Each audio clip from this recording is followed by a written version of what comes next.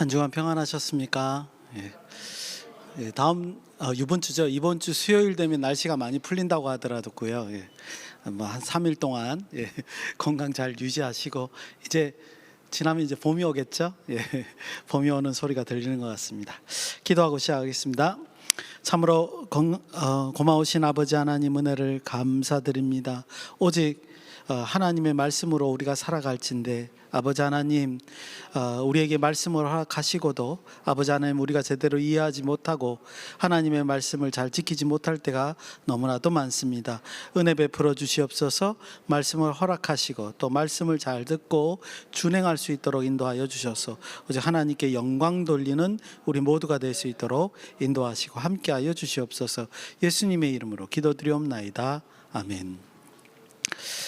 오늘은 민수기 31장 1절에서 24절까지의 말씀만 좀 살펴보겠습니다. 내용이 많기도 하고요. 54절까지 있어서, 그리고 25절부터는 또 제가 또 다르게 강조를 드려야 될 내용이 좀 있어서, 그래서 24절까지만 먼저 앞단락을 좀 전반부만 좀 살펴보도록 하겠습니다. 민수기 31장은 앞에서도 많이 예고해 드린 것 같이 이스라엘 자손들이 미디안 족속과의 전쟁을 하는 장면입니다. 그래서 이제 전쟁이 왜 일어나게 되었는가, 여기 오늘 본문에는 구체적으로 설명이 없거든요.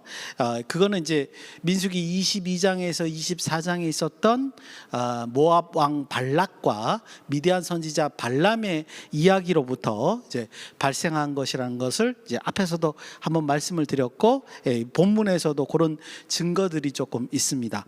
오늘 본문 31장 16절에 보면 뭐라고 돼 있죠?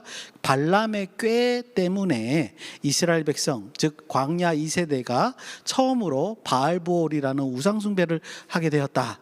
그 때문에 하나님이 이제 2절에 보니까 미디안에게 원수를 갚아라 이렇게 명령하시는 걸 봅니다. 그러니까 민수기 22장에서 24장에 있는 그 사건이, 그때도 제가 그렇게 말씀드렸죠. 아니, 이스라엘 백성들이 자각하지도 못하는 그 사건, 그렇잖아요. 모압 왕 발락이 미디안 선지자 발람을 불러다가 높은 지대에서 바라보면서 이스라엘 백성들을 저주하게끔 하는 그 이야기잖아요. 그 이야기는 이스라엘 백성들 모르잖아요. 알 수 있는 그 부분이 없으니까. 근데 그 이야기를 왜 성경은 그렇게 길게 설명하고 있었냐? 제가 이제 그때 그렇게 말씀을 드렸습니다. 근데 그 사건 때문에 이스라엘은 지금 인지도 못하는 사건이었지만 하나님께서 미디안과의 전쟁을 치러라 이렇게 지금 말씀하신다는 거죠. 그래서 우리는 이 31장의 이 미디안과의 전쟁을 통해서 도대체 하나님의 메시지는 무엇일까, 이런 부분들 좀 보셔야 됩니다. 그러니까 배경은, 이 전쟁이 일어난 배경은 우리가 알고 이제 파악해서 알 수 있었는데, 근데 왜 이런 전쟁을 해야 되느냐는 조금 더 오늘 본문을 좀 묵상해야 된다, 이런 말씀을 드립니다. 그래서 오늘 전반부 24절까지만 살펴보고요. 다음 주에는 이제 전쟁 결과에 대한 얘기가 25절부터 54절까지 등장하는데, 그건 또 이제 또 다른 방식으로 한번 살펴보도록 하겠습니다. 31장은 특별하게 하나님께서 모세에게 명령하시는, 전쟁 명령을 하시는 장면으로 이제 이 이야기가 시작되는 것을 볼 수 있습니다. 그래서 2절을 제가 읽을 텐데요. 늘 제가 말씀을 드렸죠. 제일 앞에, 구약 성경은 제일 앞에 많은 정보들이 있습니다. 그래서 제가 읽을 때 무슨 정보들이 있는가 좀 살펴보시기 바랍니다. 2절 제가 읽겠습니다. 이스라엘 자손의 원수를 미디안에게 갚으라. 그 후에 네가 네 조상에게로 돌아가리라. 이렇게 이제 설명을 드렸습니다. 간단하게 말하면 하나님께서 미디안과의 전쟁을 명령하고 계신다, 이렇게 말할 수 있습니다. 그런데 금방도 설명드린 것 같이 여기에는 왜 미디안과의 전쟁을 하냐 이런 얘기도 없어요. 그죠? 그리고 아까 처음에 서두에 말씀드린 것 같이 성경을 앞뒤로 뒤져보니까 여기서부터 전쟁이 시작된 것 같다, 이런 정도만 이해할 수 있죠. 2절에서는 단지 이스라엘 자손의 원수라고 이렇게 이제 설명이 될 뿐입니다. 왜냐하면 이 바알보올 사건 때문에 2만 명이나 죽었거든요. 그러니까 이렇게 말씀하실 만하죠. 그런데 저는 이 장면을 보면서 2절을 읽으면서 한 가지 말씀드리고 싶어요.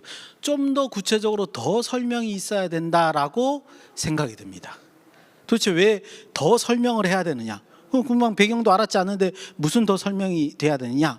왜냐하면요, 여기서 말하는 미디안 족속이 있는 지역은 민수기 22장 5절에 나와 있는데요, 브돌 지역이에요. 브돌이라는 지역이에요. 근데 그 브돌이라는 지역은 지금 이스라엘 백성들이 모여 있는 모압 평지로부터 600에서 650km 저 북쪽에 떨어진 곳이에요. 네, 여러분들 이게 무슨 말인지 이해가십니까? 하나님이 모세를 통해서 이스라엘 백성들에게 미디안 족속을 쳐라 라고 명령을 하셨는데, 이 전쟁은 그냥 옆에 있는 나라에 가서 전쟁을 하는 게 아니라 600km 정도를 걸어가서 전쟁을 하고 돌아와야 하는 원정 전쟁이었단 말이죠. 그러니까 이건 굉장히 위험하기 뿐만 아니라 성공 가능성도 그렇게 없는 전쟁이기 때문에 반드시 이거를 하는 당위성이 앞에서 설명이 돼야 되는 게 맞다는 거예요. 그런데 아무런 설명이 없어요. 그냥 가서 전쟁해라. 그렇게 하고 있다는 거죠. 그리고 아까도 말씀드렸듯이 2절 마지막에 뭐라고 돼 있죠? 이 명령을 모세가 수행한 후에 너는 조상에게로 돌아갈 것이다 라고 말씀하신 거 보니까 모세가 마지막 해야 되는, 하나님 앞에서 마지막 해야 되는 생의 마지막 사명이다, 이렇게 말씀드릴 수 있습니다. 자, 그러면 두 가지 사실을 종합해 보면 이렇게 알 수 있죠. 이건 뭔가 모르게 반드시 해야 되는 전쟁이구나. 그렇죠. 굳이 600km나 떨어진 원정을 가서 전쟁을 치러야 되고, 모세가 죽기 전에 꼭 하나님의 명령을 받아서 해야 될 일이라고 한다면, 그런 전쟁이라고 한다면, 한마디로 말하면 하나님 입장에서 이 전쟁은 반드시 치러야 할 전쟁이다, 이렇게 결론을 내릴 수 있습니다. 2절을 보면서 그렇게 이해할 수 있다는 거죠. 자, 이제 3절부터 시작해서 이제 구체적으로 전쟁이 어떻게 되는지를 우리가 한번 내용별로 단락으로 나눠서 한번 살펴보겠습니다. 첫 번째 단락은 3절에서 5절입니다. 역시 읽지 않고 제가 설명으로 드릴 테니까 눈으로 한번 보시기 바랍니다. 3절에서 5절은요, 하나님이 직접 어떻게 미디안과의 전쟁을 할 것이냐, 이런 거를 설명해 놓은 것 같아요. 특별히 어떤 부분에 대해서 설명이 되냐면 몇 명의 군사를 보낼 것이냐에 대해서 설명이 되어 있습니다. 그런데 똑같이 우리 금방 2절을 읽으면서 생각된 것 같이 근데 어떤 것이 없어요? 어떤 루트를 통해서, 그러니까 저기 북쪽 600km 넓이 떨어진 그 미디안까지 가려면 어느 길로 가야 되고, 그죠? 그 다음에 어떻게 공격해야 되고, 또 어떤 무기를 들고, 그리고 어떤 전략을 가지고 전쟁에 임해야 될지, 이런 설명이 적어도 있어야 되잖아요. 이 전쟁 자체가 굉장히 어려운 전쟁인데, 그런데 3절에서 5절을 보면 그런 거 다 생략하고 뭐만 나와 있죠? 각 지파별로 1000명씩 모아서 12,000명을 보내라, 이렇게만 돼 있다는 거예요. 뭔가 이상하다는 생각이 든다는 거죠. 여러분들은 그러실 수 있습니다. 이게 오래된 문서이냐, 옛날 이야기이다 보니까 옛날에는 이렇게 생략하고 적었겠지, 이렇게 치부할 수 있습니다. 그죠?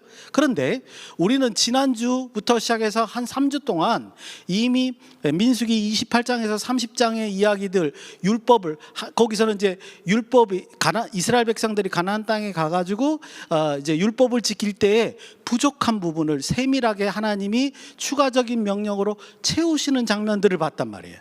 그렇죠? 뭐를 하실 때 대충 하시는 하나님이 아니시기 때문에 상황 변화에 대한 대처에 대한 얘기들을 보충적으로, 율법의 보충적인 내용을 채우시는 장면이 민수기 28장에서 30장에 있는 내용이었단 말이에요. 그렇죠? 그렇다면 더더군다나 꼭 필요한 이 원정 전쟁에 대한 얘기를 할 때 이렇게 대충 설명한다는 게 좀 이해가 가지 않는다는 겁니다. 우리는 지난주에 예를 들어서 볼 때 이런 장면도 봤습니다.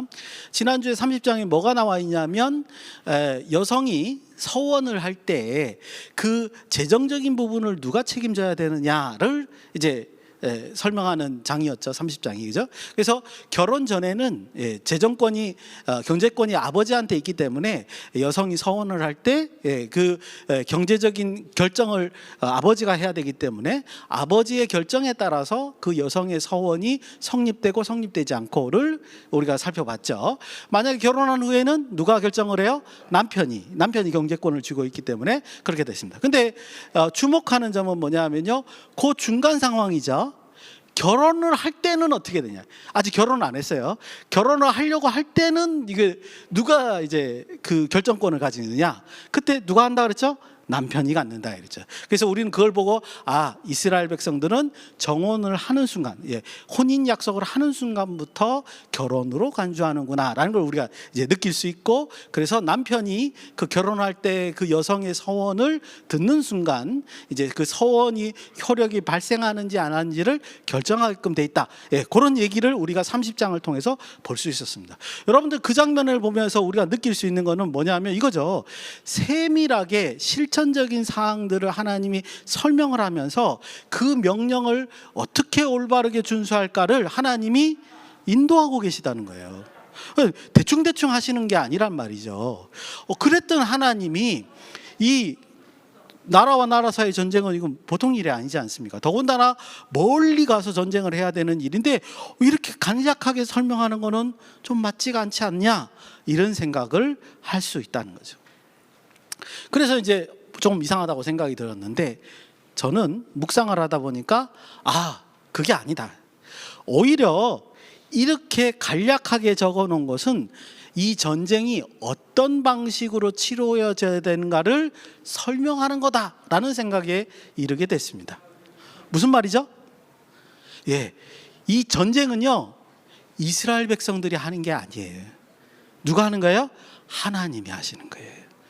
하나님이 직접 하시는 거예요.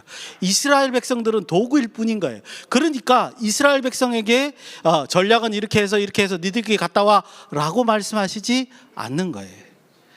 분명히 내용상으로 보면 중간중간에 뭐예요? 하나님이 명령을 하셔서 그냥 실행을 해가지고 전쟁을 치르게끔 돼 있다. 그러니까 구체적인 내용이 필요한 것이 없죠. 각 지파별로 1000명씩 뽑아서 보내라. 그럼 보내서 가면 어떻게 해요? 가서 이렇게 해라, 이렇게 명령을 하시는 거예요. 하나님이 직접 함께 하시고 전쟁을 진행하시는 것이다, 이렇게 판단해 볼 수 있습니다. 6절에서 12절입니다. 이제 중심을 잡았으니까 역시 두 번째 단락부터도 잘 이해할 수 있습니다. 구체적인 전쟁 상황에 대한 설명이 여기서 있는 것 같은데, 여기서도요 전쟁의 전략적인 측면들이 다 생략이 되어 있습니다. 예를 들어서 이제 거기 가서 어느 지역을 먼저 치고 그 다음에 어느 지역을 치고 그 다음에 어떻게 함락을 해서 어떻게 해서 어떤 결과를 얻었다, 이렇게 설명이 돼야 되는데 그런 게 아니라 오히려 뭐만 나와 있어요? 결과만 이렇게 나와 있는 듯한 느낌이 든다는 거죠. 7절에 보시면 어떻게 돼 있습니까? 미디안 남자들을 쳐서, 하나님의 명령대로 미디안 남자들을 쳐서 남자들을 다 죽인다, 이렇게 지금 표현되어 있습니다. 그때 우리가 앞에 말을 조금 더 신경을 써야 되죠. 뭐라고 돼 있죠? 여호와의 명령대로. 여호와의 명령대로 했다고 돼 있다는 말이죠. 그러니까 전쟁할 때 하나하나 하나님이 지시하셔서 그것들을 진행을 했구나라고 우리가 추측해 볼 수 있죠. 8절에 보니까 미디안의 5명의 왕과 발람을 칼로 죽였습니다. 아까 그 미디안 선지자 발람. 그리고 9절에서 10절에 보면 미디안의 부녀들, 아이들, 가축과 양떼들, 재물들을 모두 탈취해서 오는 것을 볼 수 있습니다. 그리고 그 성읍을 다 불사르고 사람과 짐승을 다 빼앗았다, 이렇게 지금 설명되어 있는 걸 보입니다. 우리 지금 현대인의 입장에서 보면 이런 전쟁 장면을 보면 참 너무나 끔찍해요. 굳이 그렇게까지 그들을 다 죽이고 다 빼앗아오고 성까지 불태울 필요가 있을까, 이런 생각을 이제 하게 돼요. 어쨌든 그건 조금 이따 말씀드리고요. 모압 평지로 돌아왔다는 것을 이 두 번째 단락에서 살펴볼 수 있습니다. 그런데 아까 말씀드린 대로 제가 이 장면을 보면서 말씀드리고 싶은 거는 뭐냐면, 도대체 어떻게 했길래 원정으로 가서 전쟁을 치렀는데 이렇게 놀라, 왕 5명이 다 죽었다는 말은 뭐예요? 거긴 초토화됐다는 얘기잖아요. 어떻게 이런 놀라운 성과를 이룰 수 있었느냐? 그 이유는 무엇이냐? 이런 생각을 할 수밖에 없죠. 아무런 설명이 없으니까, 결과만 쫙 나와 있으니까. 여러분들 그런 생각을 가지고 6절을 보시면 우리가 다시 한번 성경을 묵상하게 됩니다. 아주 다른 각도로요. 6절은 우리 한번 같이 읽어보겠습니다. 지금 말씀드린 것을 생각을 하면서 6절을 한번 같이 읽어보겠습니다. 6절입니다. 시작. 모세가 각 지파에 1000명씩 싸움에 내보내되 제사장 엘르아살의 아들 비느하스에게 성소의 기구와 신호 나팔을 들려서 그들과 함께 전쟁에 보내매. 아멘. 혹시 느끼셨습니까? 네, 여기서 느끼셔야 돼요.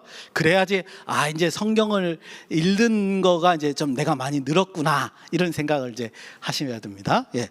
자, 보십시오. 원정을 내보내는 군사가 몇 명이에요? 12,000명이에요. 각 지파 12지파니까 지파별로 1000명씩이면, 그죠? 우리가 기본적으로 생각할 때 이런 원정 전쟁에서 군사가 많을수록 더 좋은 거죠. 그렇죠? 근데 하나님은 각 지파별로 1000명씩 인원을 한정하셨다는 거죠. 여러분들 이 기사를 읽는 순간 뭐가 생각나는 게 있지 않으십니까? 그런 사건이 성경에서 기억나지 않으십니까? 기드온의 300용사. 그렇죠? 그 사람들도 미디안과의 전쟁이었어요. 미디안인들과의 전쟁이었어요. 기드온의 300용사, 300인을 뽑아서 이렇게 간 이유, 그 사건의 전말이 무슨 뜻이죠? 전쟁은 너희가 하는 게 아니야, 인원으로 하는 게 아니야, 내가 하는 거야. 이걸 보여준 거잖아요, 사사기 때. 그죠? 여기도 마찬가지라는 거예요. 12,000명을 보내는데 이 숫자가 상징적인 숫자라는 거예요. 무엇을 상징하는 숫자라고요? 전쟁은 하나님이 하시는 것이다. 이스라엘 백성이 하는 게 아니다. 그거를 보여주는 상징적인 숫자라는 겁니다. 그래서 여러분들 보시다시피 12,000명으로 미디안의 모든 남자들 5명의 미디안 왕들을 다 모조리 물리친 거예요.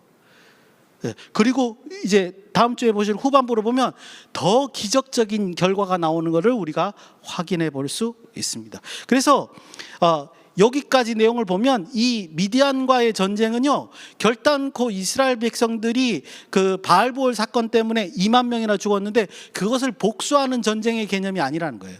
오히려 하나님께서 함께 하시는 전쟁이고, 하나님께서 미디안을 심판하는 전쟁이고, 그 다음에 뭐 하는 거예요? 직접 진멸하는, 하나님께서 미디안들을 심판하시며 진멸하는 그런 전쟁이라는 걸 여기서 확인해 볼 수 있습니다. 여러분, 또 있습니다. 아까 그 읽은 거예요. 6절에 뭐라고 또 돼 있느냐, 후반부에 가면 드디어 전쟁의 전략적인 부분이 잠깐 설명이 돼 있습니다. 어떤 부분이 나오죠? 제사장 엘르아살 아들 비느하스에게 성소의 기구와 신호 나팔을 들려보냈다라고 되어 있습니다. 이게 전쟁의 전략적인 부분이에요, 여러분. 아니, 이래가지고 무슨 전쟁을 해요, 그죠? 그런데 이게 이스라엘 백성들에겐 전쟁의 전략적인 부분이에요. 이게 지금 무슨 뜻이죠? 왜 제사장 비느하스가 가가지고 그 성소에 기구하고 신호나팔을 들고 같이 따라가요? 하나님이 이 이스라엘 백성들과 함께 가신다는 상징적인 거를 이 비느하스를 통해서 보여주고 있는 거죠. 그러니까 이 전쟁은 뭐예요? 하나님이 하시는 전쟁이다라는 거를 앞에서도 그렇고 뒤에서도 그렇고 이렇게 6절에서 상징적으로 보여주고 있다, 이렇게 우리는 해석해 볼 수 있습니다. 여러분들, 그러니까 7절에서 12절에 나와 있는 전쟁의 결과만 설명해도 괜찮아요. 전략적인 거 있을 필요도 없어요. 왜? 하나님이 하시니까. 하나님이 전쟁을 하시니까. 그럴 필요가 없는 거예요. 하나님이 도대체 구체적으로 어떻게 뒤에 있는지 우리는 알 수 없습니다. 왜? 설명이 안 돼 있으니까. 하지만 적어도 7절에서 12절에 나와 있는 모든 결과는 하나님의 진두지휘와 역사로 말미암아 그 결과가 나왔다, 이렇게 지금 우리에게 말을 하고 있는 것이다, 이렇게 우리가 판단해 볼 수 있습니다. 여러분들 보십시오, 그죠? 미디안과의 전쟁의 얘기가 아주 묘하죠, 그죠? 굉장히 묘한 방식으로 우리에게 메시지를 던지고 있습니다. 이제 마지막 13절에서 24절입니다. 이 부분에서는 이제 전쟁을 승리로 마치고 군대가 모압 평지의 진영으로 돌아왔을 때 그때 벌어지는 상황을 이제 마지막으로 묘사를 하고 있습니다. 그런데 우리는 이제 가끔씩 성경의 이제 사건들을 보면서 뭐랄까 이제 우리가 읽을 때 입장에서 어떤 사건이 우리 뇌 속에서 떠나지 않아 가지고 이 메시지를 오해할 경우가 많아요. 특히 지금 이 부분이 그렇습니다. 14절을 보게 되면 모세가 그 백부장 천부장들에게 이제 군사의 지휘관들에게 왜 여자와 아이들을 살려서 가지고 내려왔느냐 이렇게 화를 내는 장면이 있습니다. 그러고 난 다음에 그 뒤에 얘기들을 보니까 17절 18절을 보니까 아이들 가운데 남자아이들은 다 죽여요.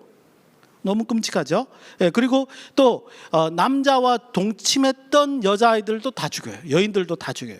그리고 여자아이들만, 남자를 모르는 여자들만 살려두는 것을 우리가 볼 수 있습니다.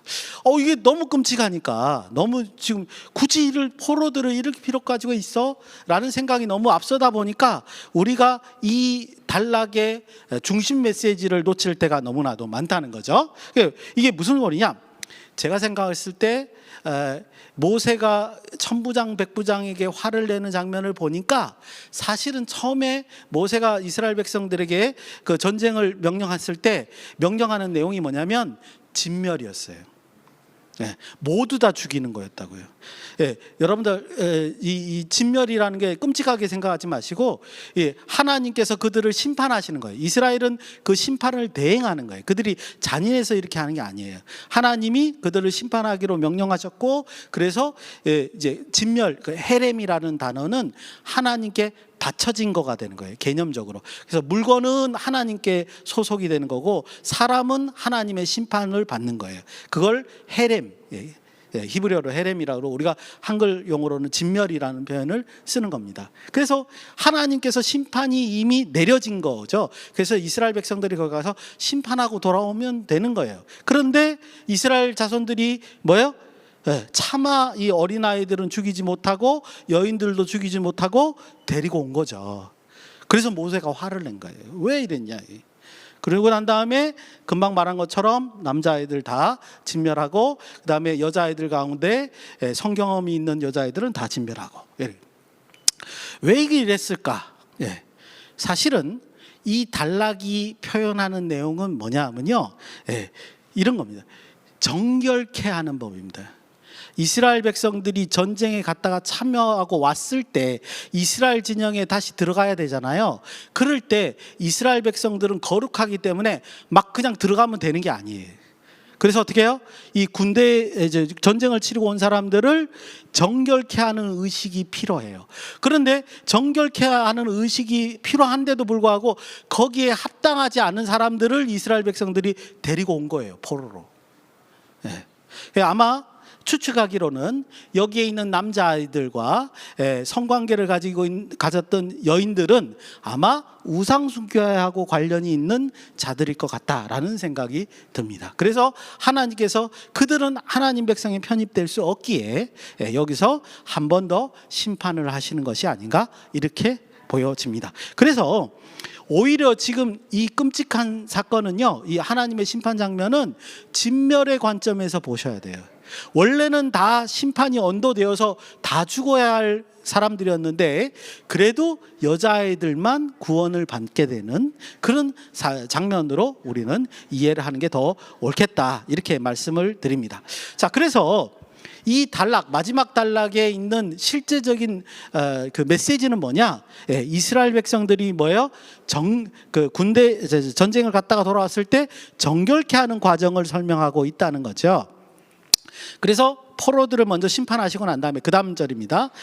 19절에서 24절을 보면 정결케 하는 과정들을 거칩니다. 19절에서 20절을 보면 전쟁에 참여한 자들이나 포로들은요 이스라엘 진영 안으로 들어가지 못합니다. 7일 동안 정결 의식을 거칩니다. 거기 이제 짧게라도 이제 설명이 돼 있죠. 그리고 난 다음에 7째 날 옷을 빨고 깨끗하게 한 후에 8째 날 이제 들어가게 되는 것을 우리가 볼 수 있죠. 그리고 22절, 24 23절에 보면 물건들도 어떻게 하느냐, 불에 통과할 수 있는 것은 불을 한번 지나야 되고요, 그 다음에 불을 통과할 수 없는 물건들은 정결한 물로 깨끗이 씻어서 정결한 과정을 거쳐야 됩니다. 그러고 난 뒤에 이스라엘 진영으로 이렇게 들어갑니다. 굳이 왜 이런 작업을 했을까? 마지막에 묵상할 때 한번 말씀을 드려볼게요. 그래서 이제 이 정결 의식을 거쳐서 이제 들어가게 되는 거죠. 그래서 오늘 1절부터 시작해서 24절까지의 말씀 한번 종합을 해보면, 오늘 내용을 종합해 보면 이런 거죠. 모세가 마지막 사명을 미디안 전쟁과 진행을 하게 되되 하나님께서 함께 하시는 전쟁이었다는 것을 곳곳에 이렇게 드러내고 있습니다. 그리고 그 전쟁의 성격은 단순히 복수하는 것, 이런 개념이 아니라 뭐요? 하나님이 심판하시는 것. 그들이 너무 악을 저지르기 때문에 하나님이 심판하시는 그 진멸의 전쟁이었다는 성격을 우리가 깨달을 수 있었습니다. 그래서 각 부분마다 그렇게 자세한 설명이 없이 오히려 하나님께서 전쟁을 하신다는 표현을 그렇게 해놓았던 것이 아닌가, 이렇게 우리가 생각해 볼 수 있습니다. 오늘 말씀을 이제 정리하고 묵상을 한번 해보겠습니다. 기본적인 메시지는 이런 겁니다. 전쟁은 누구에게 속한 것이라고요? 하나님께 속한 것이다. 이렇게 지금 오늘 본문을 통해서 잘 강조하고 있습니다. 그런데 중요한 거는 뭐냐 하면, 그 역사의, 그 전쟁 역사의 뒷면에 이런 내용이 함의되고 있어요. 하나님께 대한 도전은 용납할 수 없다. 그래서 그 먼 원전 전쟁도 무리하게라도 하나님이 이스라엘 백성들을 시켜서 굳이 미디안 족속을 진멸하고 오신 거죠. 여러분 한번 상상을 보세요. 만약에 하나님의 백성을 직접적으로 위해야 한다면, 가나안 땅에서, 그럼 하나님이 이스라엘 백성들에게 그들을 진멸하라 명령할 수 있어요. 근데 저 600km 떨어져 있는 그 민족을 굳이 가서 진멸하라고 명령한 거는 뭐예요? 특별한 목적이 있었다는 거죠. 특별하게 하나님이 심판해야 될 필요성이 있었다는 걸 설명을 한 겁니다. 그래서 왜 이 하나님이 이 명령을 하신가? 내용을 보면 단순히 복수의 얘기가 아니라 전 인류의 생명을 위한 하나님의 강력한 의지. 그래서 세상이 만약에 그것에 대해서 도전을 한다면 그거는 절대로 용납할 수 없다라는 의지 표명이었다는 겁니다. 이게 무슨 말이냐? 민수기 22장에서 24장 내용을 다시 한번 돌이켜보면 이게 이해가 가요. 어떻게 이해가 가냐면요, 여러분들 기억나시죠? 민수기 22장에 발람 선지자를 이렇게 데리고 오는 장면이 있는데, 거기 뭐요? 하나님 가지 말라 그랬잖아요. 그런데 처음엔 안 가다가 두 번째는 돈 더 많이 준다니까 가잖아요. 그러니까 하나님이 또 길을 막으시죠, 여호와의 천사를 통해서. 그러면서 뭐라고 경고하죠? 너는 가기는 가되 네 말대로 네가 하고 싶은 대로 말하지 말고 내가 주는 말만 해라, 이렇게 해요. 그리고 나서 실제로 발람 선지자가 먼 곳에 가가지고 이스라엘 백성들을 저주하려고 그럴 때 하나님이 그 발람 선지자에게 어떤 말을 줍니까? 축복의 말만 주잖아요. 그러니까 축복만 3번 하고 내려왔습니다. 그죠? 그럴 때 여러분들 보십시오. 발람이 생각할 수 있잖아요. 이스라엘 백성은 절대로 저주하면 안 되는구나. 확실히 3번을 통해서 자기가 깨달았어요. 물론 발람이 발락에게도 그렇게 말하는 장면도 우리가 성경을 통해서 봤고요. 그런데 문제는 그 다음입니다. 그때도 말씀드렸지만 돈을 그렇게 많이 들여서 미디안 600km나 되는 데서 모압 땅까지 데리고 와서 저주하라고 시켰더니 축복만 3번 하고 내려왔네. 모압 왕 발락이 발람을 그대로 뒀을까요? 순순히 집으로 돌려보냈을까요? 안 그렇겠죠. 당연히 해코지를 하려고 그러겠죠. 그럴 때 발람이 이렇게 하는 겁니다. 꾀를 내는 거죠. 야, 여기서부터는 제 상상입니다. 이거 성경에 없는 내용이에요. 뭐라 그러냐? 야, 그거 그렇게 저주 안 해도 돼. 모압 여인들을 시켜가지고 이스라엘 백성의 몇몇들을 성적으로 유혹한 다음에 관계를 맺고 그 다음에 우상 숭배하게 하면 돼. 그러면 그 민족이 되는 거고 같이 살 수 있는 거야. 그러면 나중에 모세가 조금 있으면 죽을 텐데 죽고 나면 장악하면 돼. 이런 꾀를, 악한 꾀를 줬다는 거예요. 그래서 25장에 바알보을 사건이 벌어지는 겁니다. 광야 2세대가 하나님 앞에 우상 숭배를 벌이는 그런 사건이 벌어진다는 거죠. 여러분들, 근데 발람은 이 사실을 몰랐던 거예요. 이스라엘 백성들은 하나님의 거룩한 백성이자 모든 인류를 구원하기 위한 하나님의 도구였다는 사실을 발람은 몰랐던 거예요. 이스라엘을 우상숭배하게 만드는 것은 하나님의 그런 구원 계획에 정면으로 도전한다는 사실을 그 발람 선지자는 깨닫지 못했던 거예요. 자기의 목숨을 살고자 그런 꾀를 냈겠지만 그것은 결과적으로 보면 뭐예요? 하나님 앞에 하나님의 구원 계획에 정면으로 도전하는 그런 일이 돼버렸다는 거죠. 하나님은 절대로 그거를 용납하실 수 없는 거예요. 그래서 이스라엘 백성들을 저 멀리까지 보내서 굳이 일벌백계 하면서 심판한다라는 게 합당한 것이다, 이렇게 말씀드릴 수 있습니다. 이게 오늘 사실 본문의 사건의 전체적인 내용인 거죠. 짧게 묵상을 하면 여러분들 이 사건을 통해서 우리가 하나님의 생각을 하나 알 수 있는데요. 하나님은요, 전 인류를 구원하실 의지가 너무나 분명하십니다.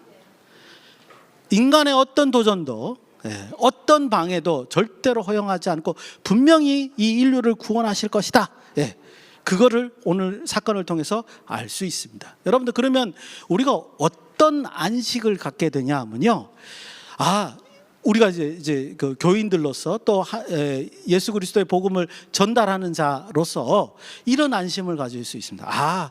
우리의 자원함이나 우리의 그 어떤 의지 혹은 우리의 노력으로 이들을 구원하는 게 아니구나. 이 이전에, 우리의 노력이 있기 전에 하나님께서는 이미 구약 때부터 인류를 구원할 의지가 확고하셨구나. 우리의 구원의 근거는 이 하나님의 의지로부터 시작되는구나 라는 메시지를 우리가 알 수 있죠. 여러분들, 그래서 성경을 아셔야 됩니다. 하나님의 메시지를 이해하셔야 됩니다. 그래야 우리의 의지가 온전히 하나님의 뜻에 의한 하나님의 일에 합당하게 쓰임을 받게 된다, 이런 말씀을 우리가 깨달을 수 있습니다. 한 주간 오늘 말씀을 묵상하시면서 진리를 향해 달려가시는 저와 여러분이 되시기를 예수님의 이름으로 축원드립니다. 기도하시겠습니다. 고마우신 아버지 하나님, 은혜를 감사드립니다. 오직 말씀을 온전히 이해하며 하나님의 뜻을 따르는 우리 모두가 될 수 있도록 인도하시고 함께하여 주시옵소서. 예수님의 이름으로 기도드리옵나이다. 아멘.